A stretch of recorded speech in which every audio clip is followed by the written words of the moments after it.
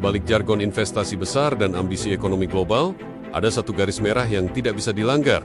Uang rakyat, Purbaya Yudisadewa, Menteri Keuangan baru, memilih garis itu sebagai batas. Ketika usulan pendirian Family Office yang dirancang sebagai pintu masuk investasi besar mulai mencuat, Purbaya berkata satu kata yang mengejutkan banyak pihak. Tidak dari APBN. Apa latar di balik penolakan ini? Bagaimana reaksi elit pemerintahan dan investor? Dan apa artinya sikap seperti ini bagi kredibilitas Indonesia sebagai negara tujuan investasi? Mari kita bedah bersama. Sebelum kita masuk ke konflik politik, kita perlu memahami dulu apa itu Family Office. Family Office adalah lembaga swasta yang mengelola kekayaan dan investasi besar milik satu keluarga atau individu sangat kaya. Fungsi utamanya, merancang investasi jangka panjang, manajemen aset, perencanaan pajak, hingga warisan di negara maju seperti Singapura, Hong Kong atau Dubai. Family Office sudah menjadi bagian dari ekosistem keuangan global. Ide yang diusulkan oleh Luhut Binsar Panjaitan saat menjabat sebagai Kepala Dewan Ekonomi Nasional DEN adalah menjadikan Indonesia sebagai pusat Family Office Asia Tenggara. Dalam proposal awalnya, investor asing atau domisili luar negeri bisa menyimpan kekayaan mereka di Indonesia melalui struktur Family Office dengan insentif pajak tertentu, asalkan investasi itu juga mengalir ke proyek dalam negeri. Nilai potensialnya sangat besar. Estimasi aliran modal asing bisa mencapai puluhan hingga ratusan triliun rupiah. Namun disinilah konflik muncul. Siapa yang mendanai pendirian itu? Apakah negara APBN harus membayar infrastrukturnya, atau lembaga tersebut harus bangun sendiri dari modal swasta? Ketika wacana itu mulai ramai, Purbaya menyatakan dengan tegas, ia menolak alokasi dana negara APBN untuk membiayai proyek Family Office. Dalam sebuah pernyataan di kantor Ditjen Pajak, ia bahkan berkata, kalau DEN bisa membangun sendiri, silakan. Tapi saya tidak akan memindahkan anggaran APBN untuk itu. APBN hanya untuk program yang jelas manfaatnya, tepat waktu, dan tak bocor. Purbaya juga menegaskan bahwa ia belum melihat konsep konkret Family Office itu. Ia mengaku tidak dilibatkan dalam perancangan awalnya dan belum memahami secara penuh mekanismenya. Lebih dari itu, ia menyatakan bahwa dana publik harus digunakan untuk program pro-rakyat, pendidikan, kesehatan, infrastruktur dasar, bukan fasilitasi institusi kekayaan besar yang belum terbukti manfaatnya.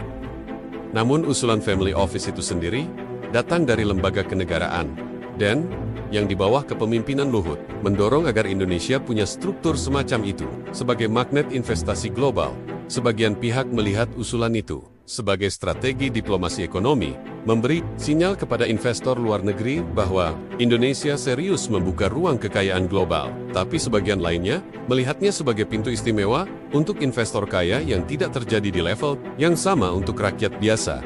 Karena konflik ini, muncul kesan bahwa Purbaya berseberangan secara kebijakan dengan DEN atau Luhut.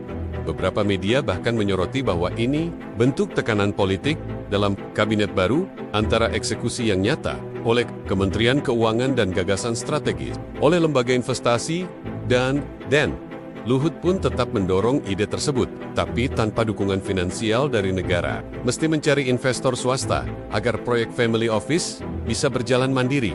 Jadi, konflik bukan cuma soal ide besar, tetapi soal siapa yang membiayai dan siapa yang menanggung risiko.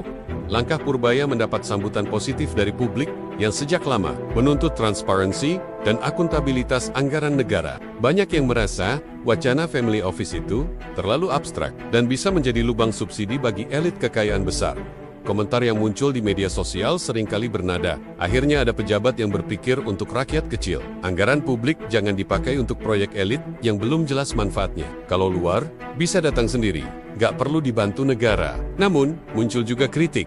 Beberapa pihak menganggap Purbaya terlalu kaku, menghambat ruang investasi, atau tidak realistis dalam menarik modal global. Ada kekhawatiran bahwa sikap ini bisa membuat investor besar berpikir dua kali tentang rencana modal mereka di Indonesia. Risikonya antara lain, investor asing bisa memandang bahwa Indonesia tidak fleksibel dalam kebijakan keuangan kelas atas. Tekanan politik muncul dari pihak dalam kabinet yang punya visi berbeda. Jika Family Office dijalankan tanpa dukungan negara, prosesnya bisa lambat atau kalah bersaing. Dan adanya peluang kebijakan, Purbaya menegaskan kredibilitas fiskal negara, bahwa APBN punya batas, memberi sinyal disiplin anggaran yang bisa meningkatkan kepercayaan pasar modal, memaksa rancangan Family Office berjalan secara mandiri, berorientasi pasar, bukan beban negara. Memberikan contoh bahwa kebijakan besar harus diuji secara syarat teknis dan anggaran transparan. Langkah ini bisa menjadi test case bagaimana Indonesia menyeimbangkan antara menarik investasi global dan menjaga kedaulatan fiskal. Jika Purbaya berhasil menjaga bahwa APBN tak boleh dipakai sembarang proyek, standar baru bisa terbentuk di pemerintahan, bahwa setiap usulan besar harus punya feasibility, skema pendanaan sendiri, dan analisis risiko publik. Namun jika konflik internal kabinet tidak diselesaikan, ide-ide besar bisa mandek dan lembaga investasi negara atau lembaga swasta harus bisa menunjukkan keberlanjutan konsep family office tanpa beban negara. Kebijakan ini juga akan diuji secara eksternal, investor, media internasional, lembaga pemeringkat negara akan mengukur konsistensi antara retorika dan tindakan.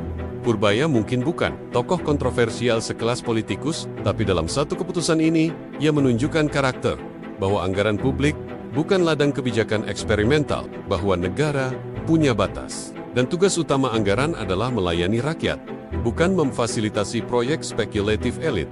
Kita pun harus bertanya, apakah Indonesia siap jadi negara yang menarik investor kaya, atau jadi negara yang tetap menjaga agar rakyat kecil tidak tertinggal? Investasi besar itu penting, tapi bukan dengan membiayainya melalui APBN, kecuali terbukti manfaatnya dan risiko untuk negara bisa tertangani. Dengan langkah seperti ini, siapa tahu, para pembuat kebijakan selanjutnya akan lebih berhati-hati. Kebijakan besar boleh berdimensi global, tapi hanya akan dihormati jika berpijak pada tanggung jawab terhadap rakyat.